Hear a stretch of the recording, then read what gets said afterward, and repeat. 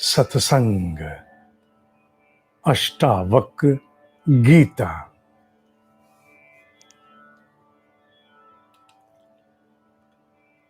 अर्जुन का एक नाम श्रीमद् भगवद गीता का इस अल्प बुद्धि से अध्ययन करते हुए समझ आया।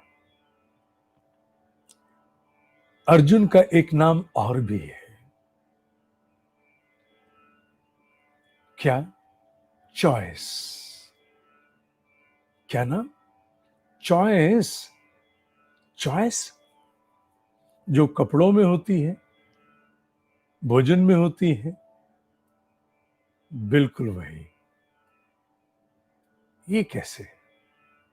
चॉइस का मतलब वैसे तो अंग्रेजी का शब्द है, हिंदी में उसे मैं चयन नहीं, इच्छा कह सकता हूं। आवश्यक नहीं कि इंग्लिश के हर शब्द का शाब्दिक अर्थ वो भाव भी लेके चले जो हिंदी या हमारी अन्य मातृभाषाओं में है। आवश्यक नहीं है। इसलिए चॉइस को मैं इच्छा मानता हूं। पर चॉइस से बात जल्दी समझ में आ गई। अर्जुन का नाम, दूसरा नाम चॉइस है। क्यों? इसलिए क्योंकि गांडीव कृष्ण नहीं उठाएंगे, ये संग्राम से पहले तय हो गया। वो संग्राम चाहे बाहरी जगत का है या अंतः जगत का है, गांडीव उठाने का कार्य तो अर्जुन का है। कृष्ण का दायित्व प्रेरणा देना है, समझाना है। एक कदम बहुत आगे चले जाओ, बहुत आगे, तो वो फिर गायत्री है जो बुद्धि को ही ड्राइव कर दे, माने चॉइस को ड्राइव कर दे। गायत्री किस चीज की प्रार्थना है? गाइडेंस की ना, गाइडेंस की प्रार्थना नहीं है। गायत्री को गुरु मंत्र क्यों कहा गया? क्योंकि वो कार्य करता है जो संभवतः किसी मार्गदर्शक, किसी गुरु से भी आगे का एक कदम है। क्या? चॉइस को भी ड्राइव करना। अन्यथा हम देखते हैं कि भगवत गीता में अर्जुन की चॉइस को कृष्ण ड्राइव नहीं कर रहे, उसे प्रेरित कर रहे हैं। सही चॉइस के लिए बार बार अनेक स्वरूपों में समझाने की चेष्टा कर रहे हैं। अच्छा, अर्जुन के साथ हुआ। अर्जुन कौन? कौन अर्जुन? अर्जुन तो कालहीन है, टाइमलेस है। वो केवल एक कुंती का पुत्र नहीं, वो अर्जुन तुम्हारे भीतर भी है, तुम्हारे अपने अंतःकरण में है। जो द्वंद्वग्रस्त है, जिसके भीतर द्वंद्व है, कॉन्फ्लिक्ट है, कंफ्यूजन है, अस्पष्टता है, किंग कर्तव्य विमूढ़ अवस्था है, डायकॉटमी जिसे कहें, वो अर्जुन है। तो कौन अर्जुन? तुम अर्जुन, मैं अर्जुन। आईने के सामने खड़े हो जाओ, कर लो अर्जुन के दर्शन। ये रहा गांडीवधारी, जिसका गांडीव उसके हाथ में, वो रख दे तो उसकी चॉइस, उठा ले तो उसकी चॉइस, संघान करे तो उसकी चॉइस, ना करे उसकी चॉइस। वो तीर किधर चलाए, उसकी चॉइस। तो सर्वोपरि क्या है? कृष्ण से भी सर्वोपरि क्या हो गया?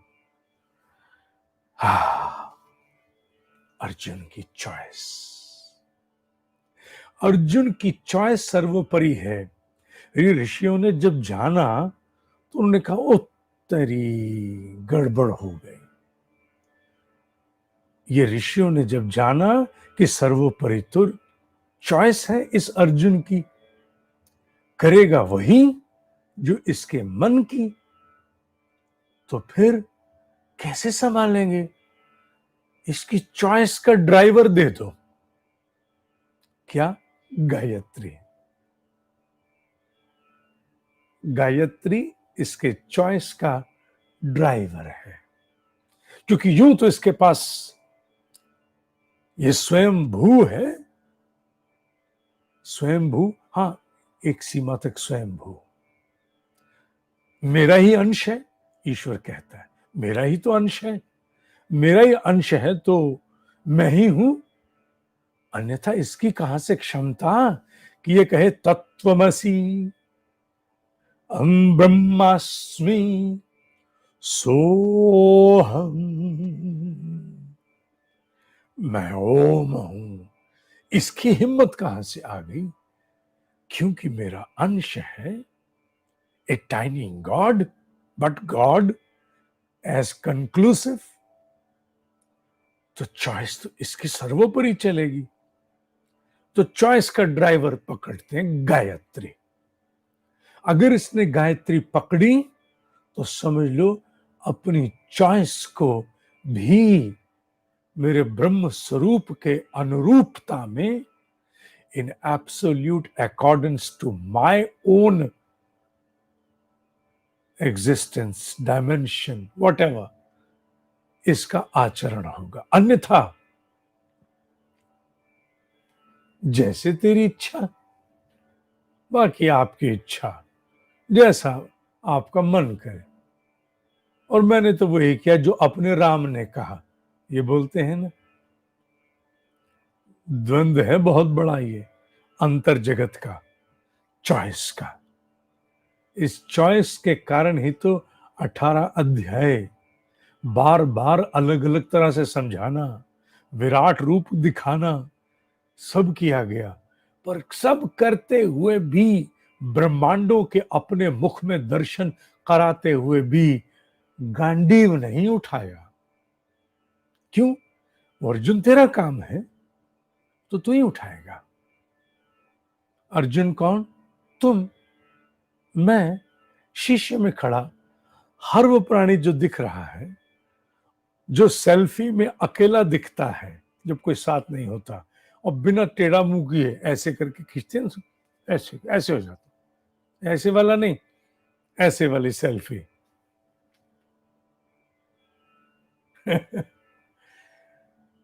वो अर्जुन है। सीधे मुंह से ऐसे सेल्फी लेना वो अर्जुन है। उसकी चॉइस सर्वोपरि है।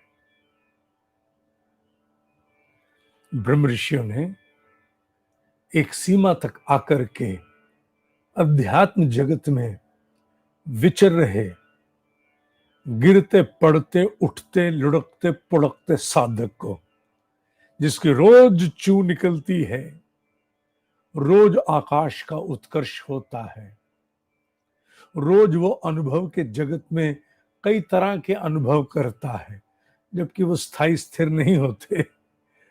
वो तो एक चेतना जगत की ओर बढ़ते कदम से अनेकों प्रकार के सतरंग इंद्रधनुष के रूप में सामने आते हैं। चलो खैर, कुछ भी, सबके अलग अलग। फिर भी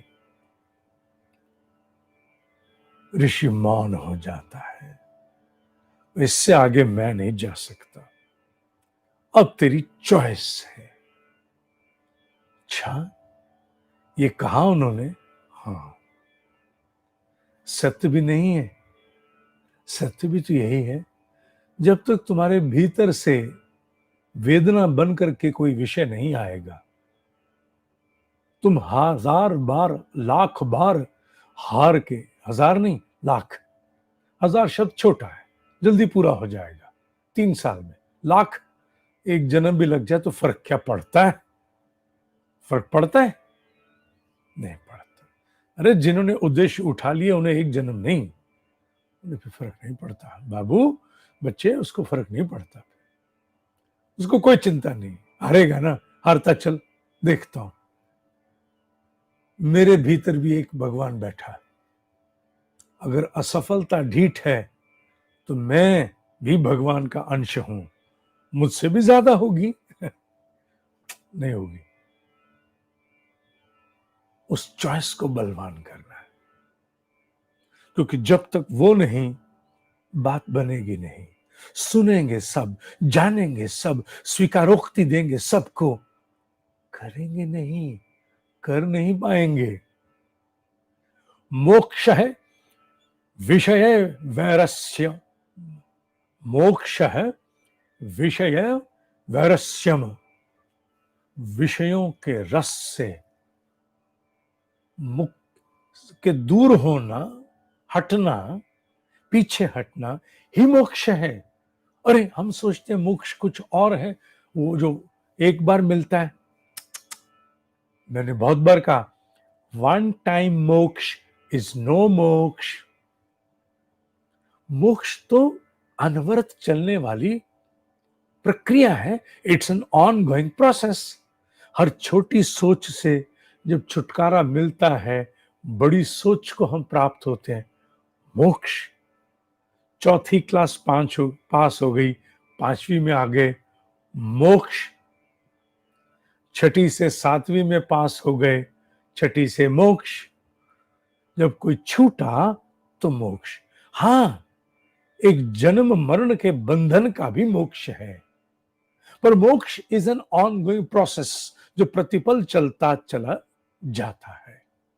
विषयों से जब व्यक्ति को पीछे हटने की क्षमता प्राप्त हो जाती है, वो अपने आप को डिस्टेंस कर लेता है, पीछे हटा लेता है। देखता है, हां, किसी विषय का आक्रमण हो गया, किसी वासना का आक्रमण हो गया, किसी ईर्ष्या का, किसी लिप्सा लोभ का आक्रमण हो गया, एक कदम पीछे हट के देखता है, नहीं, हटाओ। यही मोक्ष है। मोक्ष मैं नहीं कह रहा, अष्टावक्र ब्रह्म ऋषि कह रहे हैं भाई। मोक्ष विषय वैरस्यम, और बंध, बंधन है, वैषयिक रसः एतावत, और इसी प्रकार विषयों का रस। मजा आ गया, क्या बात, मजा आ गया। खोपड़ी में ही आनंद ले रहे हैं, कल्पना में ही मजा लिए चले जा रहे हैं, लिए चले जा रहे हैं, लिए चले। आंखें बंद करके मनुष्य बहुत तरह के अमर्यादित कार्य करता है।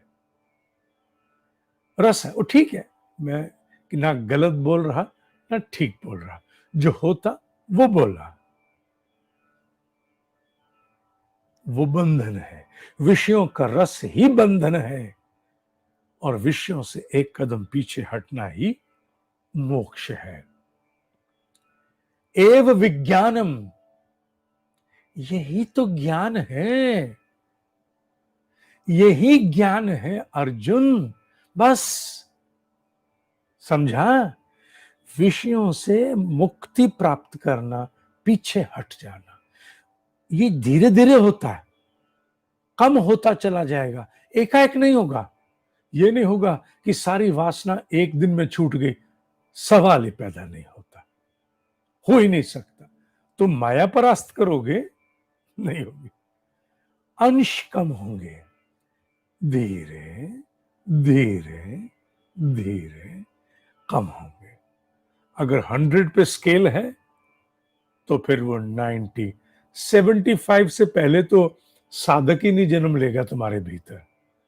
जिसका स्केल 75 पे आ गया, क्या इसका कोई मीटर होता है? नहीं, मीटर नहीं, मैं अनुमान से बोल रहा हूं कि जिसमें एक अंश खत्म हो गया। उससे पहले साधना के प्रति अभिरुचि, तो जो ब्रह्म मुहूर्त में जाग रहा है वो उसमें 33% पे आ गया है। 33% सिर्फ पास मार्क्स है लौकिक जगत में, पर 33% विषयों के प्रति आसक्ति अध्यात्म जगत में बहुत बड़ी उपलब्धि है। तुम 33% पे आ गए, 1/3 बचा, तो तुम अब साधक हो और तुम अब ब्रह्म मुहूर्त में आ रहे हो, या कोई और साधना कर रहे हो। पर तुम अब साधक हो चुके हो, जिसका विषयों में अनुराग, तुम्हारी अंदर की पीड़ा कुछ भी हो, कितना भी रोना हो, पर यह बात सत्य है कि तुम्हें अब 33% पे आ चुके हो।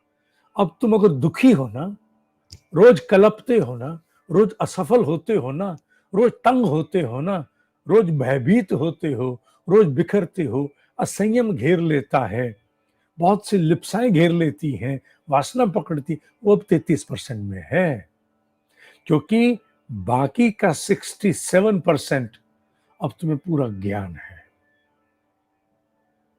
अन्यथा बोध ही नहीं होगा। समझे? तो अब तुम 33% की आसक्ति बची है, तुम साधक हो। इससे आगे अब क्या चलेगा? इससे आगे इसी का अंतिम शब्द है, यथा इच्छसी तथा कुरु। यथा इच्छसी तथा कुरु। भाई जैसे आपकी इच्छा, जैसे आप चाहो, आपको आप ये कहो माझी सटक ली तो सटक ली, माझी अटक ली तो अटक ली। ये निर्णय तुम करो, तुम कहां हो। ये निर्णय अब चॉइस अध्यात्म जगत के सिंघम अब तुम्हारा है, अर्जुन अब तुम्हारा है। यथा इच्छसी तथा कुरु, भगवत गीता में और वेदांत स्वरूपी अन्य ग्रंथों में, वेदांत स्वरूपी कहा मैंने, अन्य ग्रंथों में एक भेद यही है, वहां कृष्ण साथ खड़ा है, यहां ब्रह्म ऋषि पूर्ण निर्दयी है। जैसी थारी इच्छा, जैसे थम चाहो, अठे या बढ़े, जैसे तुम चाहो, जैसे तुम्हारी इच्छा। ये बहुत ही खतरनाक शब्द है इस श्लोक का, जिस पर सब कुछ टिका है, जिस पर अर्जुन टिका है, और जो आधार है इस समय अर्जुन का। यथा इच्छसी तथा कुरु, जैसे तेरी इच्छा। यही संभाल लेता आके कौन? गुरु मंत्र। क्योंकि यहां ऋषि छोड़ देता है, करनी तूने अपने मन की है, अभी तू विषयों में है, भोग ले, चल चल, अच्छा चल भोग, चल कर ले पूरा, कर ले भोग, अभी तेरा समय नहीं आया, कर ले। गायत्री मंत्र यहीं पकड़ता है आकर के। तुझे सपोर्ट चाहिए, कैटलिस्ट चाहिए, प्रक्रिया तीव्र करनी है अपने प्रगति की, आत्मिक प्रगति की, और कदम तेज करने हैं क्या? हाँ करने।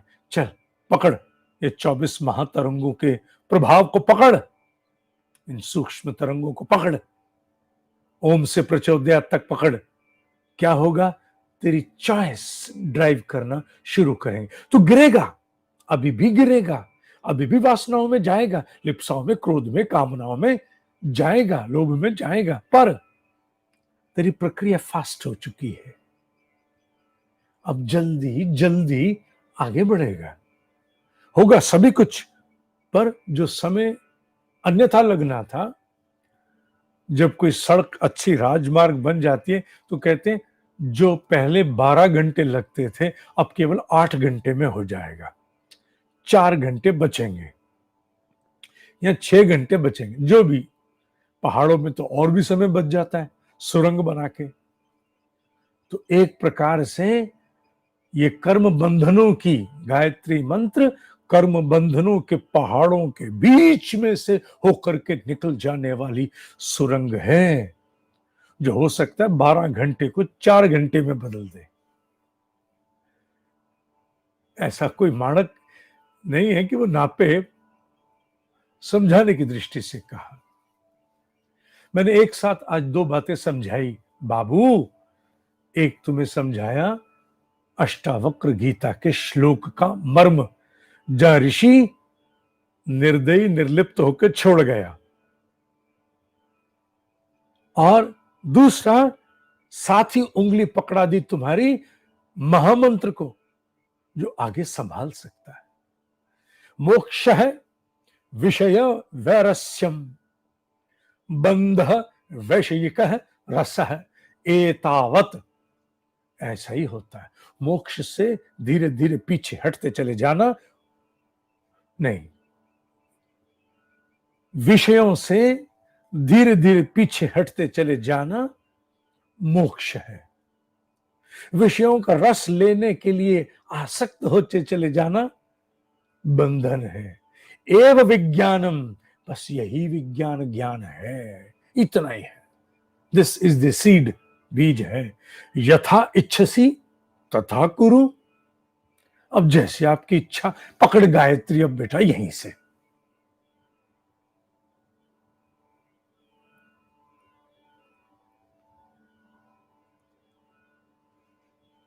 कहाँ हो?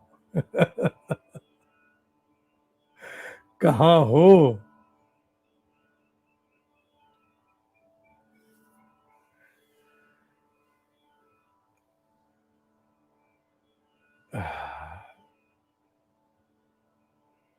अध्याय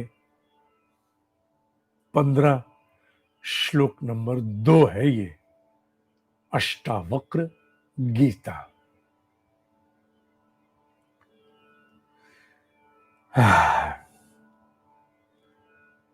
पढ़ाने के बाद घोषणा करने का भी मन नहीं होता, सूचना देने का मन नहीं बचता, मन होता बस हो गया। चलो फिर भी बार बार बोलना आवश्यक है। dineshji.com, DINESHJI, jalandharindia.com पर ब्लॉग लेख आने शुरू हो गए। अभी तो प्रयोग रूप में रोज दे रहे हैं हम लोग, पर धीरे धीरे उसको हम सप्ताह में 2-1 बार दिया करेंगे। अभी शुरू में दे रहे हैं रोज। अभी थोड़ा अपलोड दोपहर तक होता है। अभी तो आप शाम को चेक करोगे तो आपको दिख जाएगा। आज सुबह देखोगे तो वही मिलेगा। ऊपर सेक्शन है, हिंदी में लिखा है लेख / ब्लॉग, इंग्लिश में / ब्लॉग। और कल मैंने दिखाया था मोबाइल पर, ऊपर मेन्यू को दबाओगे, अब मैं नहीं दिखाऊंगा, तो नीचे खुल जाता है मेन्यू। ऊपर जैसे मोबाइल पे साइट पे जाओ, वेबसाइट पे, ऊपर मेन्यू है, 3 लाइनें हैं, राइट साइड टॉप पे 3 लाइनें, उनको टच करो, नीचे गिरता है, गिरते ही वहां लेख वाले सेक्शन पे चले जाओ, वहीं से पुस्तकें, वहीं से सब कुछ है, तो वहां वो भी पढ़ सकते हो। अभी क्योंकि हम शुरू है, एक्सपेरिमेंटल है, धीरे धीरे वो और आगे उसको ले चलेंगे। फिर भी एक क्षण में लगा करके संभव हो तो पुनः दिखा दूं, कल किसी का देखना रह गया हो तो देख सकता है। अब मन यह है कि अब साधकों को धीरे धीरे यहीं पर लाकर और लेख भी दिया करें। ये ऊपर जब आप वेबसाइट में जाते हैं तो आपको ऐसे दिखता है। सबसे पहले ये सूचनाएं दिखती हैं। अब ये सूचनाओं का जो क्षेत्र है, इसे आप बंद करते हैं, नीचे क्लोज, तो ये दिखता है। दिखा? दिख गया? ये एक व्यक्ति बना, इसके साथ 3 लाइनें ऊपर दिख गई, तीनों लाइनें दिख गई होंगी, तीनों लाइन दिख गई। इन तीनों लाइनों को जैसे स्पर्श करोगे ऐसे, ऐसे, तो ये नीचे खुलेगा। खुल गया।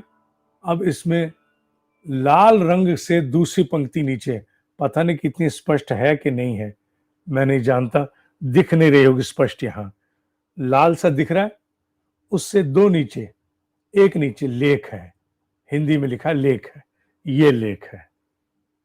जैसे आप लेख पर जाओगे तुरंत उस दिन का लेख दिखाई दे जाएगा। तो आप अब यहां लेख भी देख सकते हो। उनके कहते हैं बताया करो, आप बताता हूं। आज के लिए इतना है। ओम शांति है, शांति है, शांति है। ओम ही सत्य है, ओम ही सत्य है, ओम ही सत्य है। इस सत्संग को जल्दी लाइव कर देंगे।